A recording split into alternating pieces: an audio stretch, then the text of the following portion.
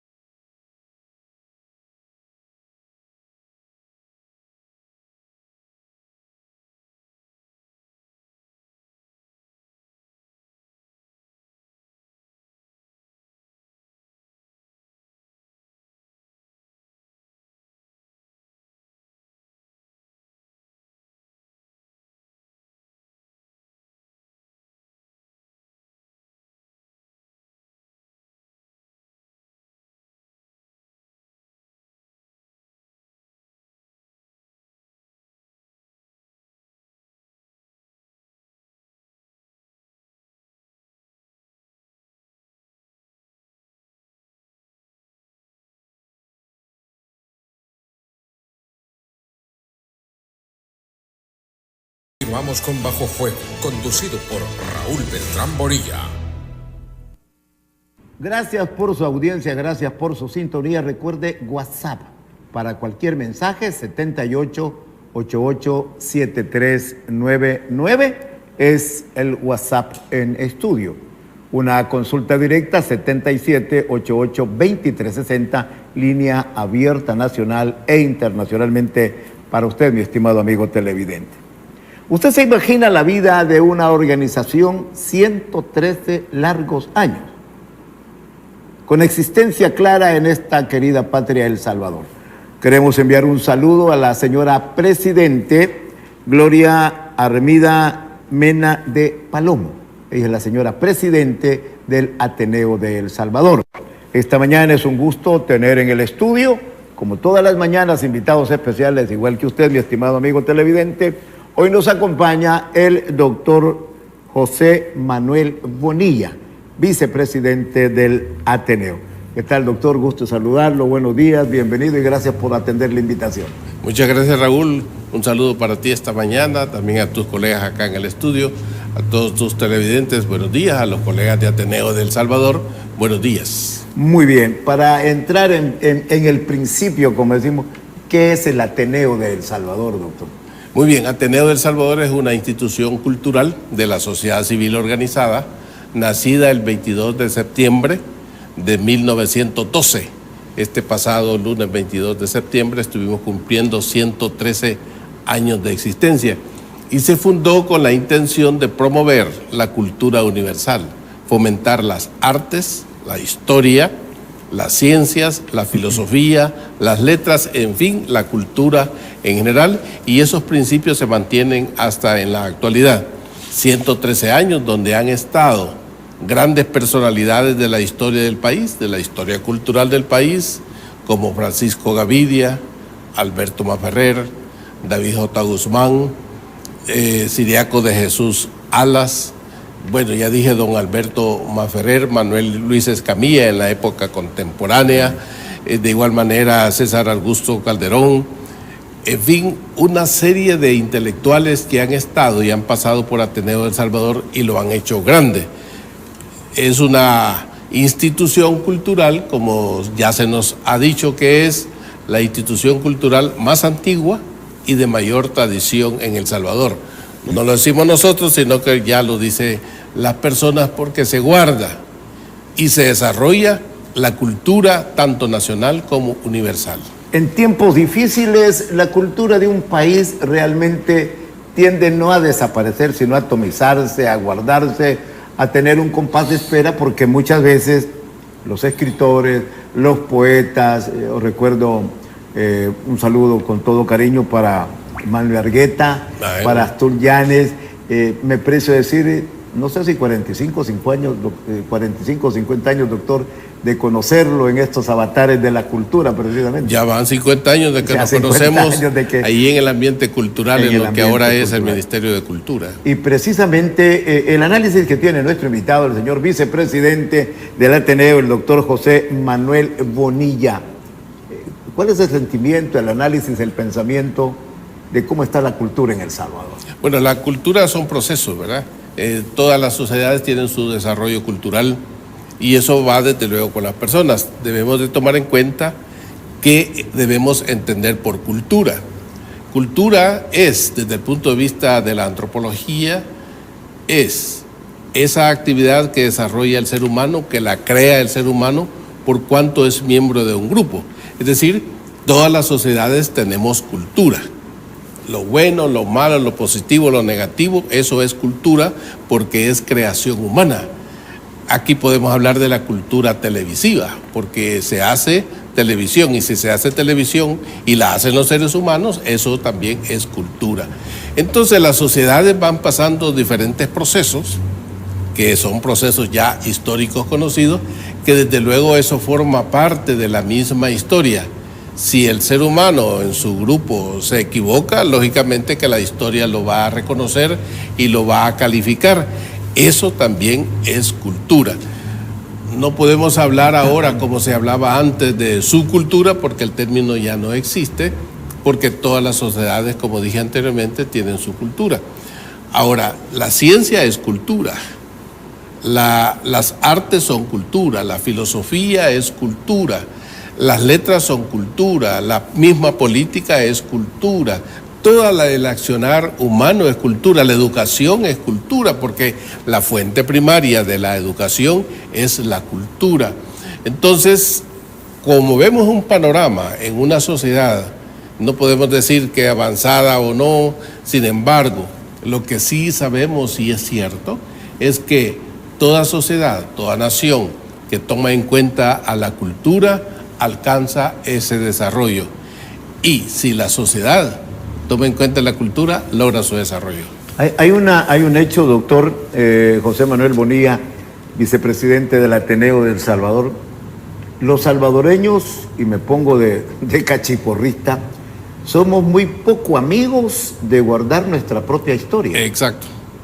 Eso es un vicio que tenemos, un elemento de identidad que tenemos. Son dos fuertes: desconocer nuestra historia y negar nuestra cultura.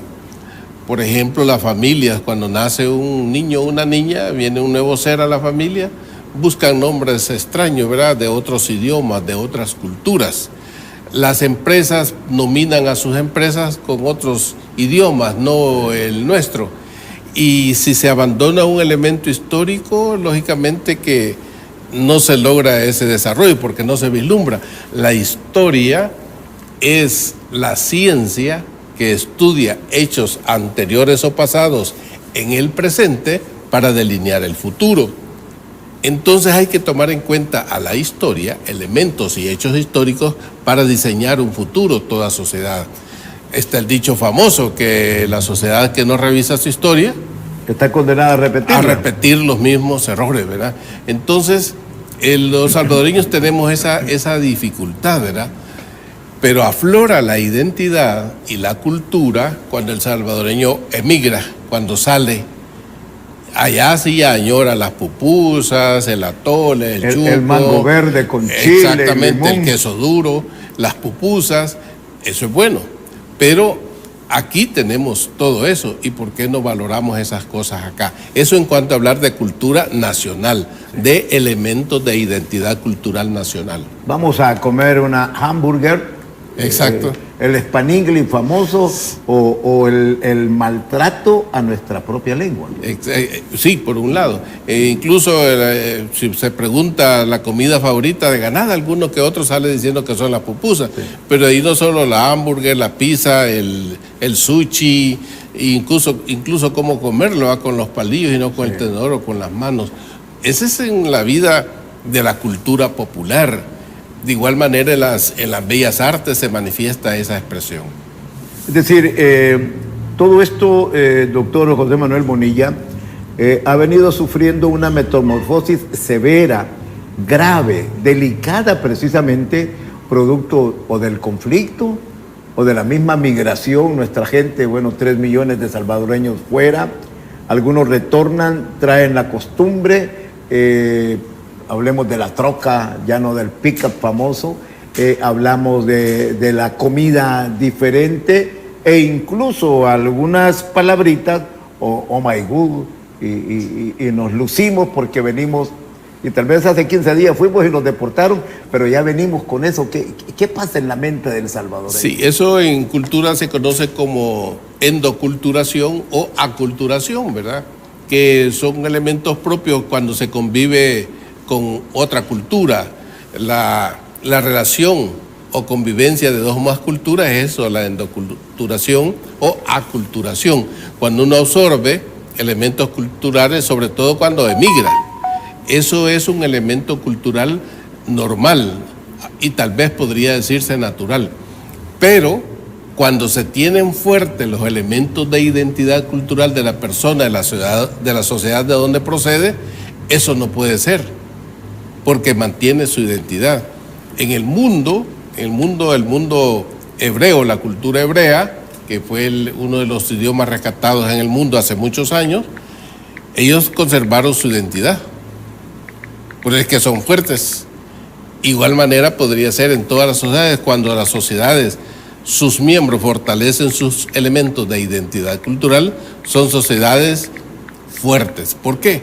Porque la identidad cultural no es solamente grabada en los símbolos, sino que la identidad cultural cohesiona al grupo a través de esos símbolos. Y a través del conocimiento. Un ejemplo sencillo que podríamos tener en cuanto a esto. Cuando se canta el himno en el estadio, el símbolo es el himno, pero cohesiona a toda la presencia en el estadio. Cohesiona, por eso se llama identidad, elemento de identidad cultural. Sí.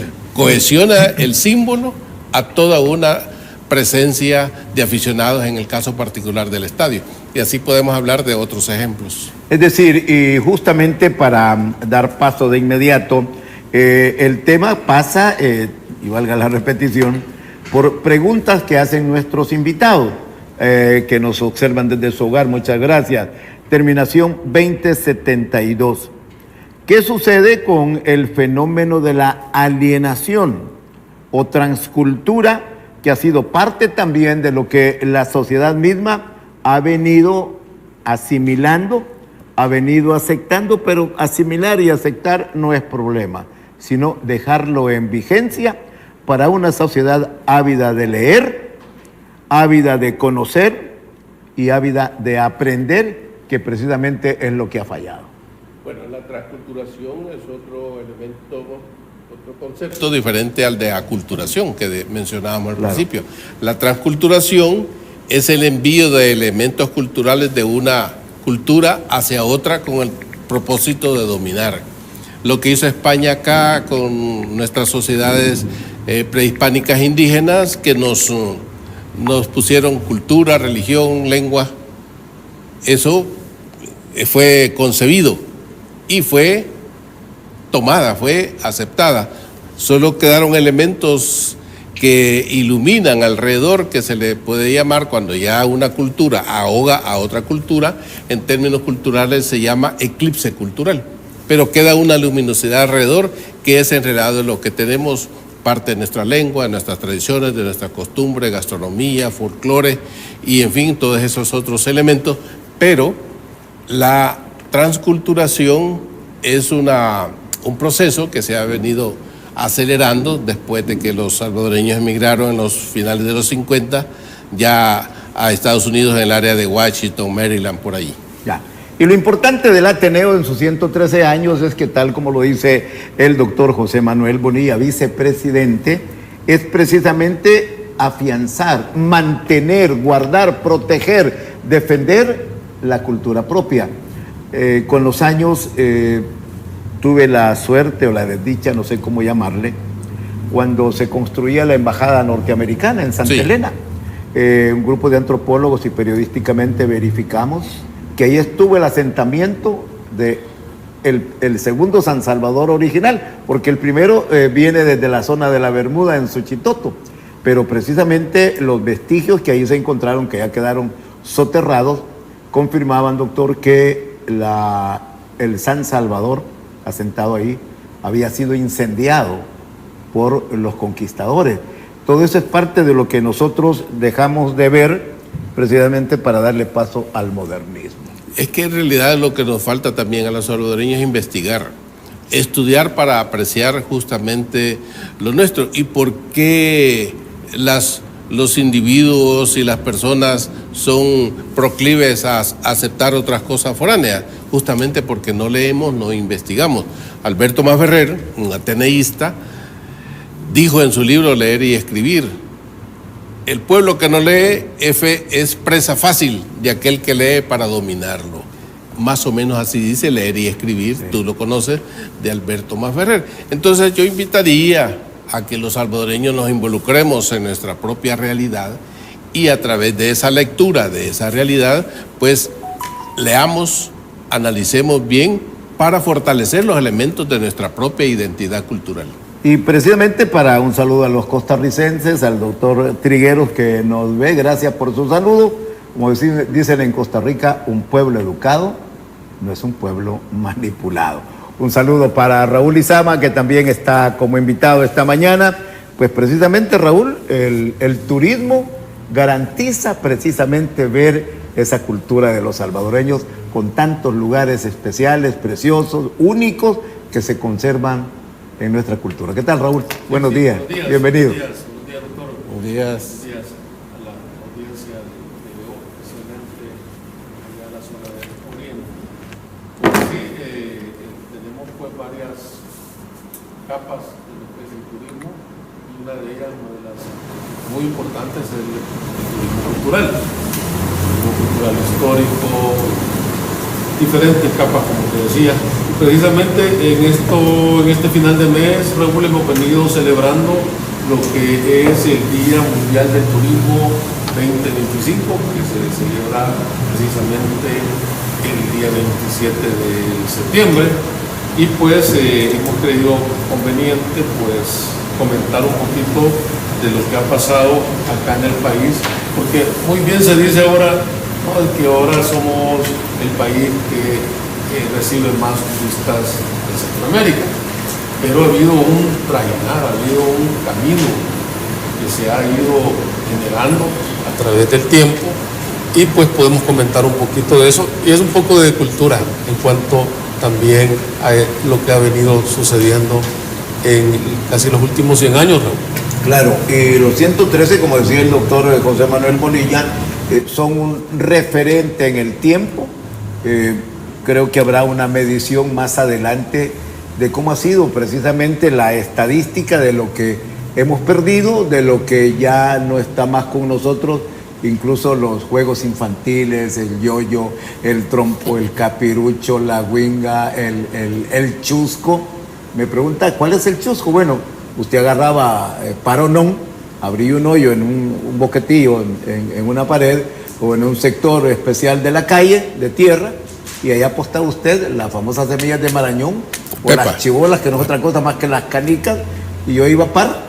Si caían 4 yo ganaba, y si caían 7 yo perdí. Es decir, parte de esos juegos infantiles, ya no digamos los juegos de adultos o ya de jóvenes o adolescentes, que poco a poco en la cultura del país se fueron perdiendo. Regresamos en un momento con el doctor José Manuel Bonilla del Ateneo y Raúl Izama. Turismo es cultura, parte de lo que debemos mantener o rescatar para bien de los salvadoreños. En un momento estamos con usted. Ya regresamos con Bajo Fuego, conducido por Raúl Beltrán Bonilla.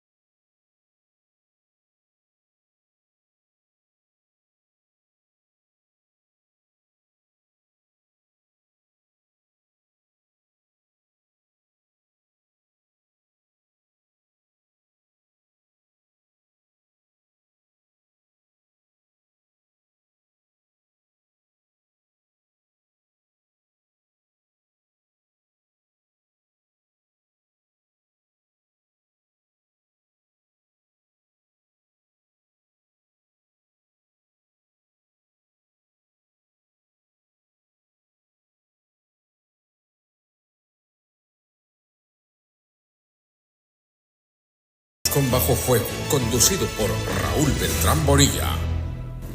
Gracias por su sintonía. Estamos esta mañana en Bajo Fuego, TVO Canal 23, la señal nacional e internacional de la televisión, vía cable, vía redes sociales, vía TikTok, YouTuber, vía Facebook, Google. Es decir, estamos precisamente en cobertura nacional e internacional. Gracias por su sintonía.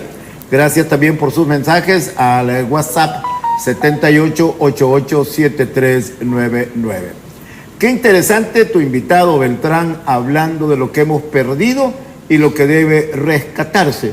¿Dónde queda el Ateneo para poder tener contacto con ellos? ¿A qué número telefónico se puede llamar para conocer más de cerca esta organización? No sé si me equivoque, quizás es la única de referentes después de 100 años que queda con vida en El Salvador. No sé si será cierto, claro. Doctor. Bueno, la gente nos dice, como mencionaba al principio, somos la institución cultural de la sociedad civil organizada más antigua y de mayor tradición en El Salvador. Las instalaciones de Ateneo de El Salvador están ubicadas en la 13 calle Poniente, que es calle Ateneo El Salvador, en el centro de gobierno, justo costado norte de Indes, el Palacio de los Deportes, aquí en San Salvador. Sus teléfonos 2222-9686 y pueden buscarnos en nuestras redes sociales, Instagram, Facebook, para que también nos puedan enviar sus mensajes. Y sí, ¿verdad? Tenemos 113 años de existencia, ya llovió bastante. Ya pasaron varios inviernos. Sí. 2222-9686. Exacto, 9686, sí. 9686. Raúl, has estado como de costumbre caminando, transitando esta patria. Recuerdo la vez pasada hablábamos de una isla en el Golfo donde descubriste una iglesia que ahí está todavía sin poder ser conservada, ya solo los vestigios, y precisamente tenemos algunas imágenes que nos ha hecho llegar Raúl Lizama para analizarlas y conocer este híbrido de cultura, turismo en El Salvador, que no dejan de ser hermanas precisamente por la identidad salvadoreña.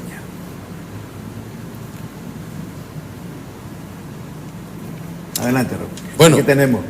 Alfonso Quiñones. Estamos ahí con la imagen 1 y el presidente Alfonso Quiñones fue la primera persona en organizar lo que fue la Junta de Fomento de Turismo en 1924. Entonces le debemos prácticamente pues a él el que haya iniciado, digamos, pudieron haber algunas actividades que se generaron anteriormente, no lo dudo. Se viajaba mucho en Europa, tiempo del general Barrios, pero sin embargo ya de una manera organizada a través del gobierno central fue él quien inició, ¿verdad? Y posteriormente en el año 1930 y bajo la presidencia del doctor Pío Romero Bosque se organiza la Junta Nacional de Turismo, donde se integran, imagínate lo que había antes las comisiones: carretera, balnearios, paseos y jardines públicos de diversos municipios. Así que pues esos eran las juntas de ornato. Y luego en 1947 esta Junta Nacional de Turismo adquiere la personería jurídica en una oficina de Cancillería dentro del Palacio Nacional, ¿verdad? He tenido la oportunidad de, como muchos salvadoreños, de ir al Palacio Nacional, pero todavía no saben dónde estuvo esa oficina.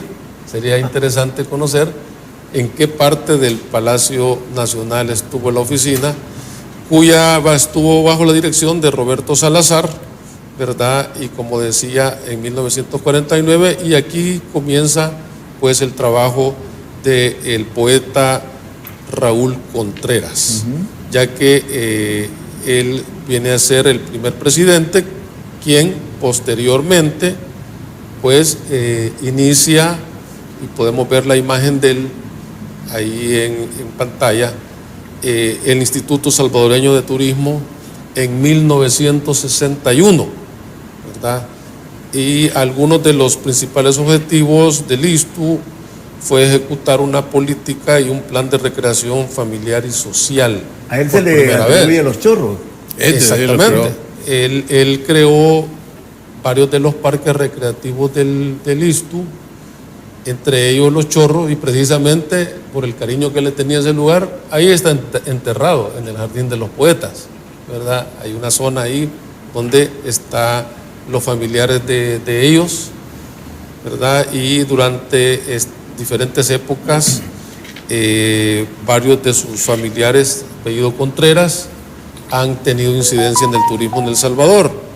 Entonces, pues, además, pues, gestiona los fondos para asistencia técnica para operar estos lugares, y ahí van surgiendo lugares como Apulo, van surgiendo Atecosol, van surgiendo Ichanmichen, y estos lugares muy bellos que hemos tenido la oportunidad de conocer, y que en aquellos momentos eran los únicos lugares turísticos que tenía nuestro país, organizado, ¿verdad?, fuera de la capital de San Salvador.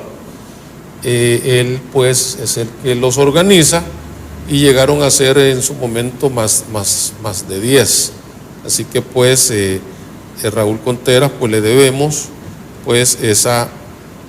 Pero pasemos también, porque posteriormente y después del conflicto armado, que prácticamente se toma 12, 15 años del turismo en El Salvador, nosotros le llamamos la segunda infancia del turismo, porque fueron 12, 15 años en que solo algunos hoteles se llenaban, pero con periodistas internacionales, de las cadenas internacionales. Ahí vivimos 8 años en lo que es hoy el Hotel Intercontinental, antes el Hotel Camino Real.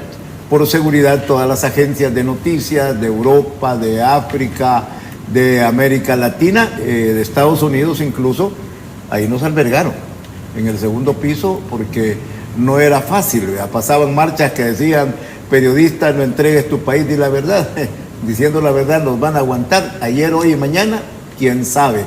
Es decir, y por el otro lado también la misma presión, Bajo Fuego. Ahí precisamente es donde surge el nombre de este programa, Bajo Fuego, porque periodísticamente de un lado y del otro quieren que digan la verdad al estilo de los intereses de este lado. De este lado, como dicen, y uno tiene que estar agachándose o simplemente en la posición misma. Y lo decimos aquí, doctor y Raúl, nosotros no hacemos noticia. En su vida no ha hecho noticias, Raúl tampoco, simplemente hay hechos que se transforman en información, que son los que nosotros recogemos, o para bien o para mal. Así de fácil. Exacto, entonces, pues, fueron años muy difíciles para el turismo, pero se firman unos acuerdos de paz, pero no es hasta 1996 que se crea la Corporación Salvadoreña de Turismo, y prácticamente, pues, inicia pues con un decreto, pero no es hasta 1997 que realmente ya toma una oficina y toma cuerpo esto.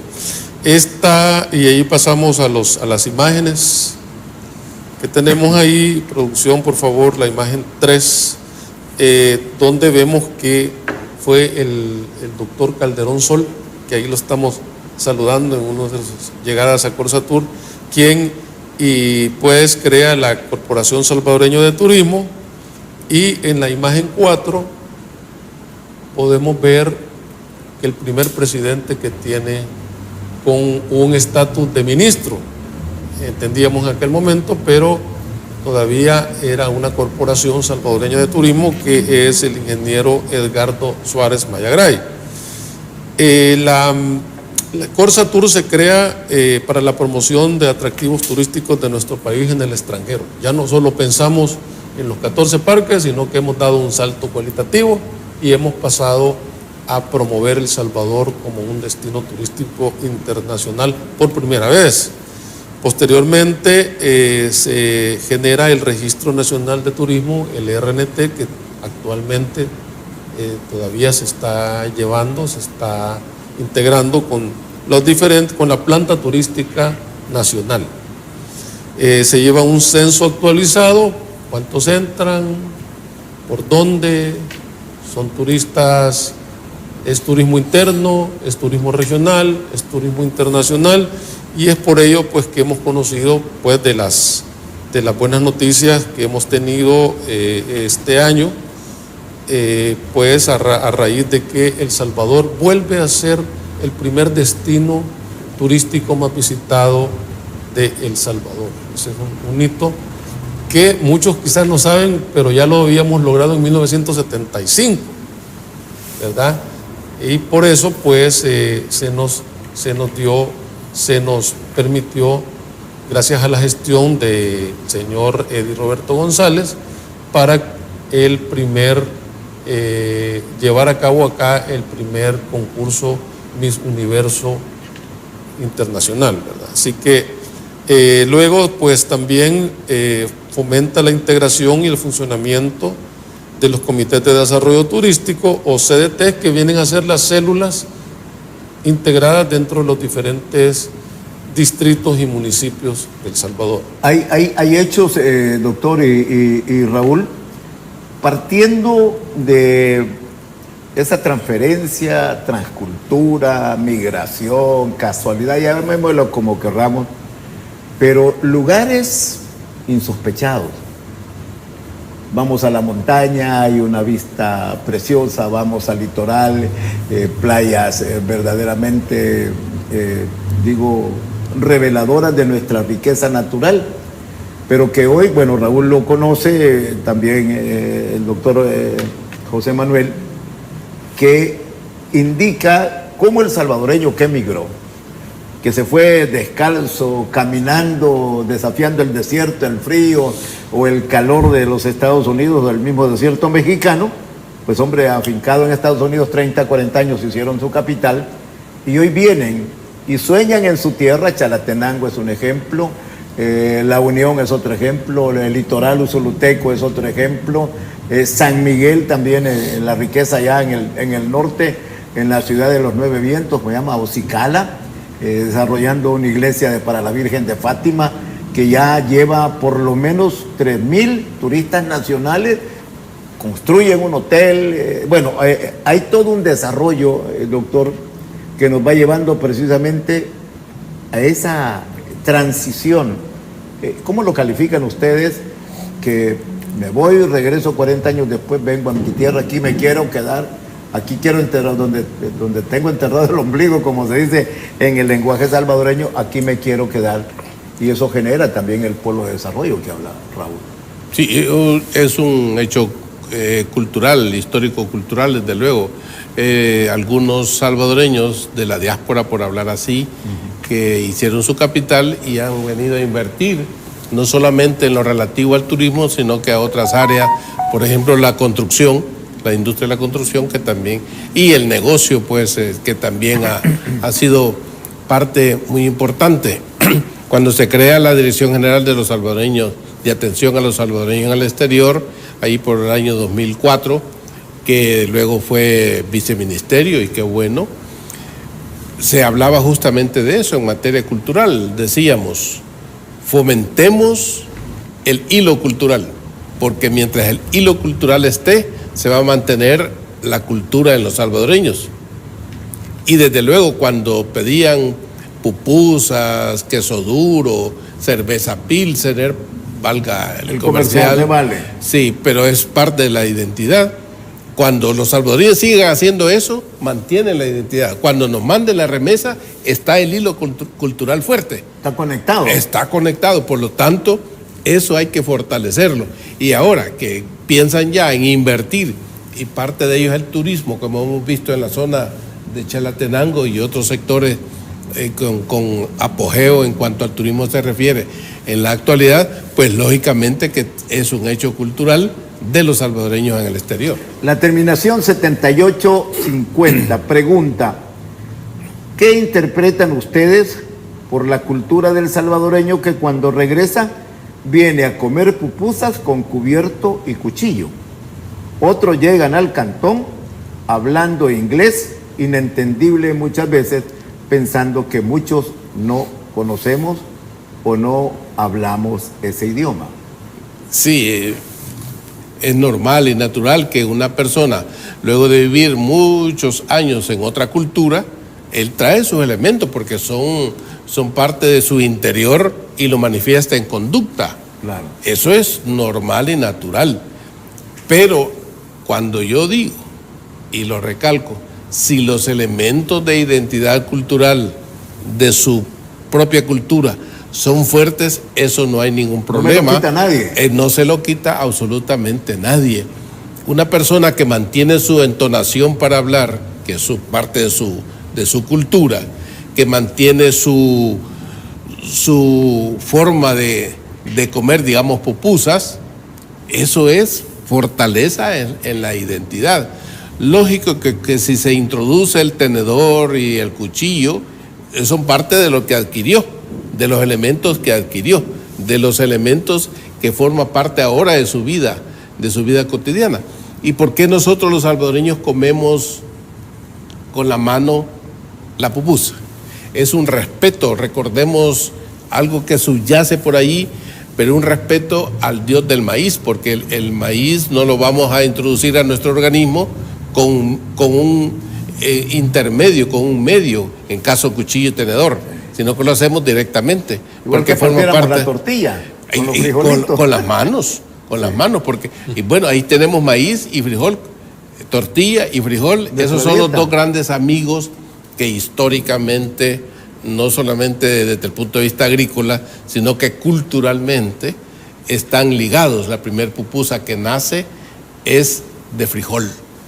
Raúl, todo esto en el engranaje que usted conoce y que maneja, ¿realmente vamos por el camino correcto del desarrollo turístico con la llegada de decenas de salvadoreños que están invirtiendo en los diferentes departamentos? Sí, efectivamente, la situación de seguridad que ahora tiene el país ha sido algo muy importante, algo muy de fondo, porque muchas personas, como tú has descrito, que han vivido fuera del país y ahora pues ya tienen una edad, ya tienen un capital, se han animado a venir a invertir, pero debido a que ahora hay una situación de seguridad muy diferente. Así que pues esta corriente de personas que ahora piensan en invertir en Surf City, en cualquiera de sus zonas, o en el centro histórico, o en el interior de la República, en las diferentes regiones que ahora se desarrolla el turismo, pues es muy importante para este país porque no tenemos petróleo. Sin embargo, tenemos lugares muy bellos y tenemos 300 y pico kilómetros de costa, montañas, lagos, ríos, centros históricos, y ese es realmente pues lo que nosotros estamos ahora tratando de mercadear, recordando también de que hemos venido en esta ocasión a tu programa comentando un poco del pasado, qué es lo que ha sucedido para que vengamos ahora a tener este boom del turismo acá en El Salvador. Y solo me restaba comentarte en la época de Corsatur de que se crearon ahí las primeras rutas, así como en el ISTU creó los parques recreativos, así Corsatur viene a crear las primeras rutas, que no se llama Surf City en un inicio, sino que se llamó la Ruta Azul. Estuvo siempre allá en el área del Puerto de la Libertad, la ruta de 1000 Cumbres, allá en la zona de Capa, Chimemeca, Berlín, la ruta de las Flores en la zona occidental. Ataco, Apaneca, Guayúa. Sí, Guayúa, Salcuatitán posteriormente. No inició Ataco, por cierto, sino que iniciaron anteriormente estos otros municipios que mencionamos, pero se fue agregando. La ruta de las artesanías, la ruta arqueológica, la ruta de paz, y precisamente son mis inicios dentro del turismo, en esa época, a finales de los 90, cuando yo me integro a la corporación, gracias al llamado que me hace su primer presidente, el ingeniero Edgardo Suárez, y precisamente me da como primer encargo, primera misión, el trabajar con la nueva ruta de las Flores. Cuando éramos nada más Y por ahí tenemos una imagen del recuerdo. Estas son las caravanas turísticas que se generaron precisamente para llevar turistas y excursionistas a estas nuevas rutas que acabamos de comentar, ¿verdad? Y habían diferentes maneras de visitar estas rutas. Algunos íbamos en los 4x4, otras personas iban caminando alrededor de los lugares. Vemos allá la caminata en Suchitoto. Otras personas se quedaban en el destino o en el pueblo, disfrutando de los parques. Vemos abajo allá en un momento de la actividad pues musical, allá en la Laguna Verde de Apanec. Y el recorrido que hicimos, esa es la calle de antes de las pilas, cuando era de terracería. En Chalatenango. Chalatenango. Sí. Así que pues en las zonas, pues entonces se llevaron a cabo estas actividades y pues en ganas del tiempo vamos a comentar la última parte de esta primera parte que tenemos de la historia del turismo en El Salvador, y es la creación de la Politur, que es la Policía de Turismo, ¿verdad? En 1997 se crea la unidad turística.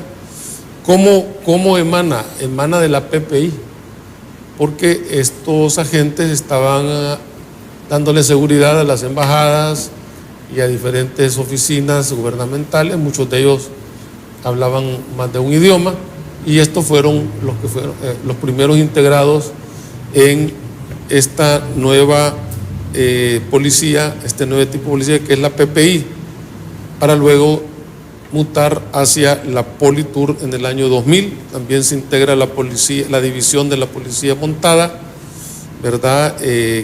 Cuya primera actividad fue pues dar seguridad a la zona rosa. Recordarán algunos los caballos y las carretas que andaban con los turistas en esa época. Nos comentaba don Eddie González, quien fue miembro de la primera junta directiva de Corsatur, que fue una iniciativa de él la creación de esta policía.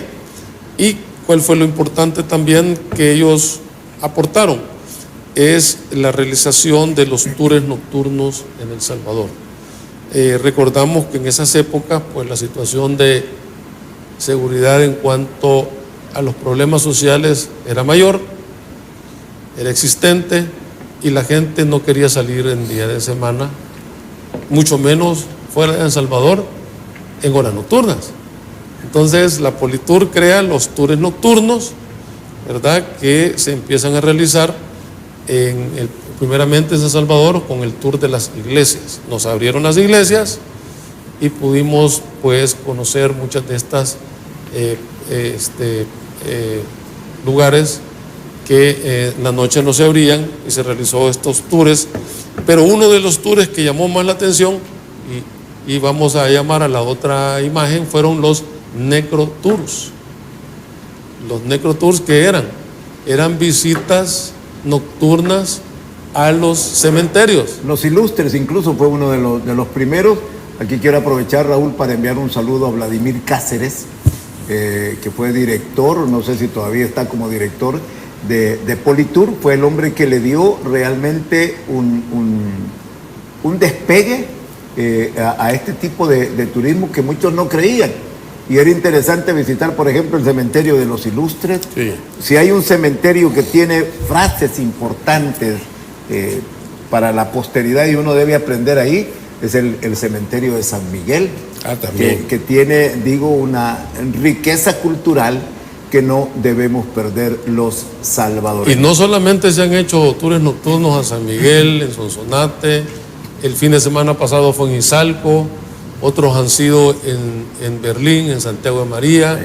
O sea, esto se ha hecho una nueva pues forma de hacer turismo. ¿Pero por qué? Porque hay personas que están ahí enterradas, que tienen muchas historias que contar aún desde su tumba. Mucha historia que contar, igual que el Ateneo con sus 113 años de existencia. Doctor José Manuel Bonilla, vicepresidente del Ateneo, Raúl Lizama de Turística Consulting. De veras, gracias por acompañarnos. Hemos quedado cortos.